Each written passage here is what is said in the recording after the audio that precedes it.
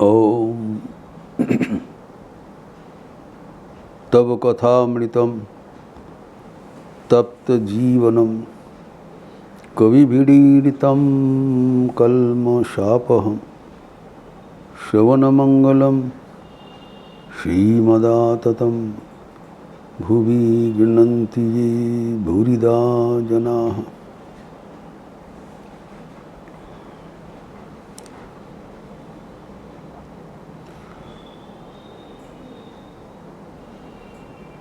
ज्ञान लाभ हेतु, ईश्वर प्राप्ति हेतु जो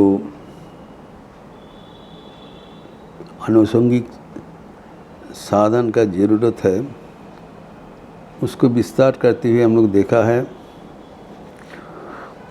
भगवद गीता के त्रयोदश अध्याय 11 श्लोक में मयि चानन्य योगेन भुक्ति अव्यभिचारिणी विविक्त देश सेवित्तम और अतीत जन संसदी।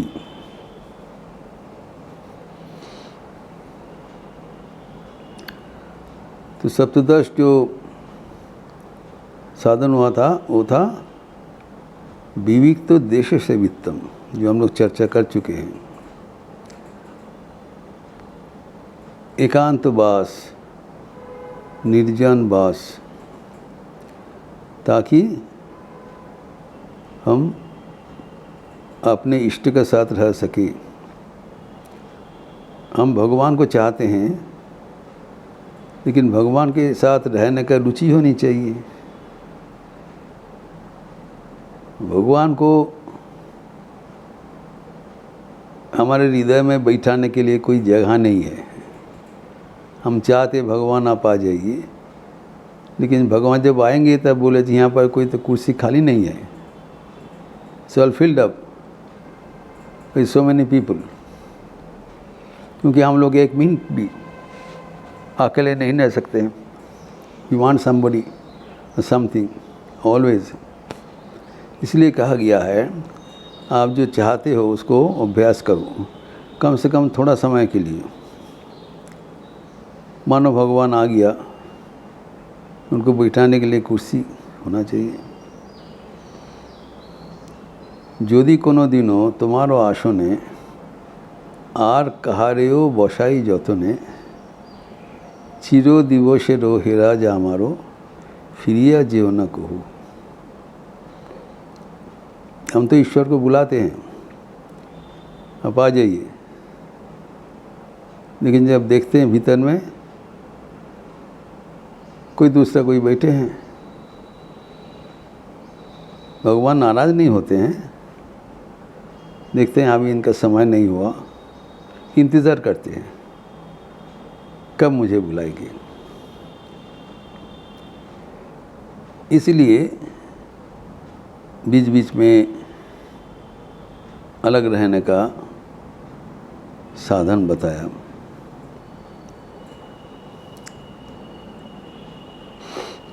सत्संगति निष्संगत्वम। भगवान अगर हम सत्संग करें,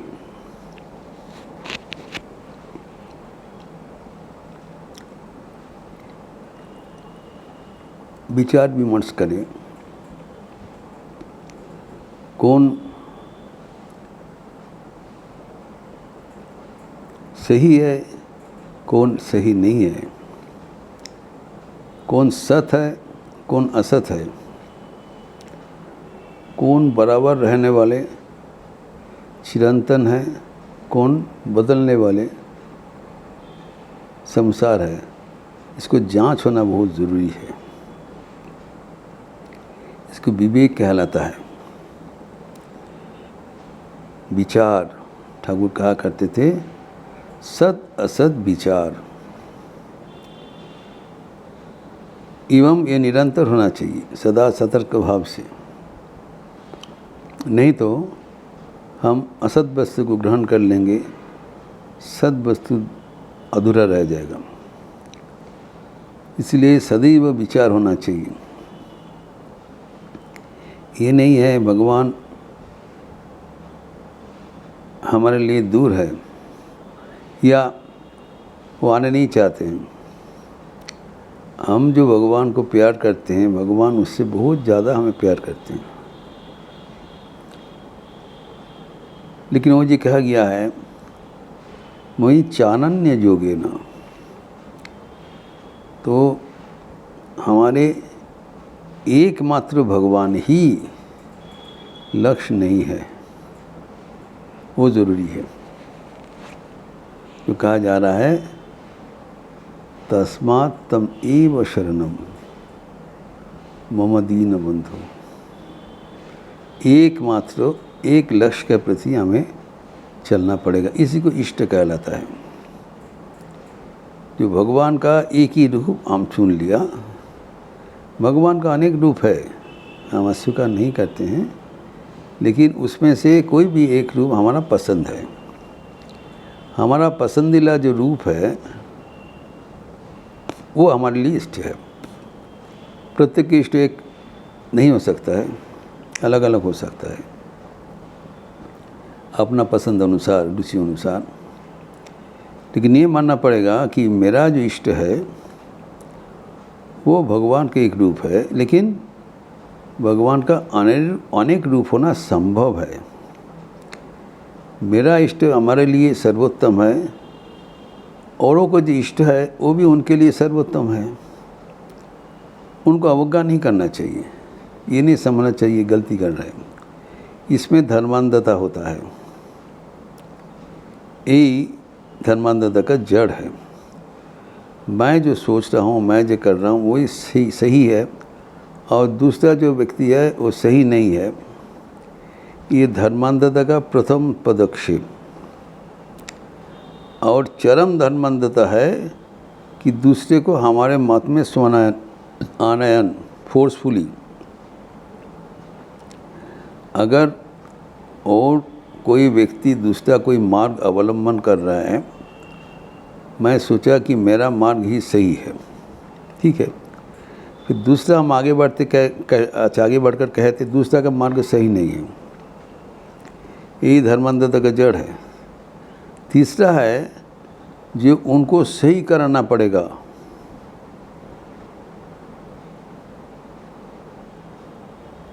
जो ठाकुर कहते हैं मास्टर मशाई को, तुम्हारा किससे विश्वास है? बोले मैं निराकार में विश्वास हूँ। बोले ठीक है, निराकार में विश्वासी है, प्रथम दर्शन में कहा था, उसको अनुसरण करो, कोई आपत्ति नहीं है।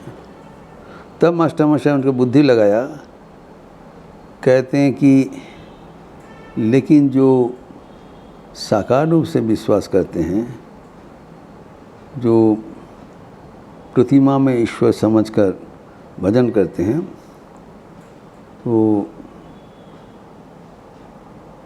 ये तो नहीं होना चाहिए।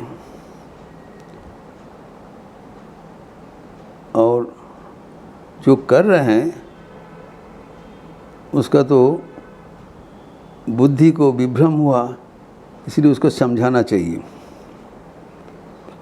कि तुम सही नहीं कर रहे हो। और आगे की बढ़ के और क्या करते, चरम धर्मांधता, ज़बरदस्ती करके उसको हमारे मत में लाना पड़ेगा भाई, फोर्सफुली।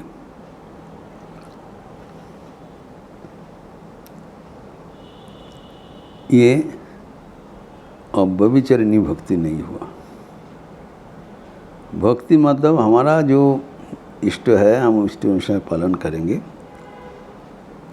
लेकिन इष्ट का विभिन्न रूप हो सकता है, वो दूसरे व्यक्ति करे, लेकिन उसमें भीतर भी इष्ट उनको भगवान उनको कृपा करेंगे। भगवान का अनेक असीम क्षमता है। इसे ठाकुर मास्टर मशाई के समझाया, वो अगर कोई गलती कर रहा है उसके पीछे भगवान उनको समझाएंगे, तुम होते हो कौन? तुम्हारा कोलकाता का आदमी की ही एक आदत है कि अपने को कौन समझाए उसमें कोई ठिकाना नहीं, दूसरे को समझाएंगे। निजे की के हो जाए तो ठीक नहीं, अन्यों के संशोधन करोगे, चरम मूर्खता है। तुम अगर जो मत तुमको पकड़े हो उस मत पकड़ते हुए आगे ईश्वर को दर्शन करो, जो उसे करके दर्शन करो, उसके बाद तुम सोचोगे तब क्या देखोगे, सब वो वहाँ पर पहुँचने के अनेक मार्ग है, तो तुम्हारा ही पता चलेगा। जो अनेक प्रकार के मार्ग है, तो हम एक मार्ग से आए हैं, इसमें पहुँचने के अनेक मार्ग है। जो भी कोई चाहे तो उससे आ सकता है, जिसका जिसका रुचि हो।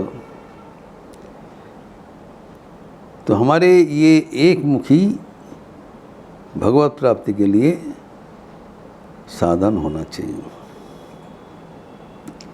एवं इसके लिए हमें सब कुछ छोड़ के भगवान को ही एकमात्र समझ के चलना पड़ेगा। तो अभी जो ये संगीत में बताया कि अगर आप जब अचानक आते हैं और देखते हैं हमारे दिल में आपके लिए कोई जगह नहीं है, आप वापस मत चले जाइए। आप इंतज़ार करिए, हमें थोड़ा समय दीजिए, हम जगह बना लेंगे। यही है साधन। जगह बनाने के लिए हमें निर्जन वास करना पड़ेगा। निर्जन वास में क्या होगा वो भी हम बताया कि विषया विनिवर्तन्ते निराहारस्य देहिनः रसोवर्जम रसप्यस्य परम दृष्ट्वा निवर्तते। अगर हम जबरदस्ती करके संसार छोड़ के कहीं चले भी जाए, मन तो साथ में जाएगा। वही मन में हम वहाँ पर बैठ के विषय चिंतन करेंगे और विषय सेवन होगा। मन का तो विचार है ना, शारीरिक। हम समझते हैं कि निर्जनवास एक शारीरिक प्रक्रिया है, अपने शरीर को स्थानांतरण, वो नहीं है। हमारा मन को स्थानांतरण करना पड़ेगा।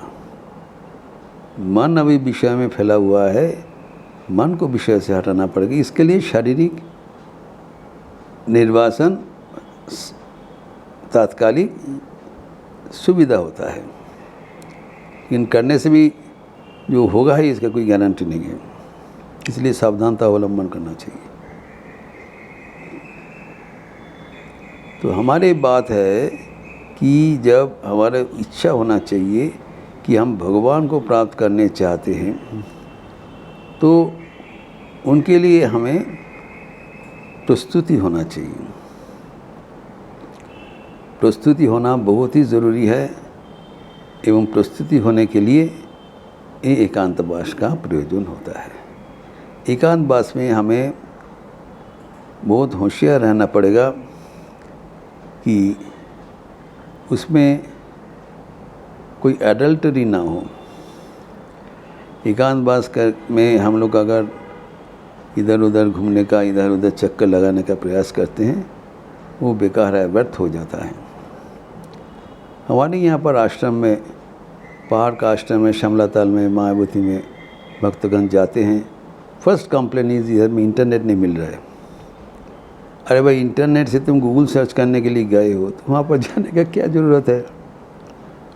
ये तो काउंटर प्रोडक्ट। अब जा रहे हो निर्जन वास के लिए, जाके वहाँ पर इंटरनेट सोच रहे हो, ये हमारे गलतफहमी है। किसी को हमें धोखा देकर लक्ष्य पर नहीं पहुँच सकते हैं। We have to be very serious about our spiritual journey. एवं अगर एकांतवास करना है, वो सही ढंग से करना है, उसमें एकमात्र भगवान का ही साधन भजन करने के लिए संकल्प होना चाहिए। भगवान को प्रार्थना करने से वो बंदोबस्त करते हैं। ओम शांति शांति शांति। हरि ओम तत्सत। श्री राम कृष्णार्पणमस्तु। अच्छे रहिए, स्वस्थ रहिए, आनंद में रहिए। नमस्कार।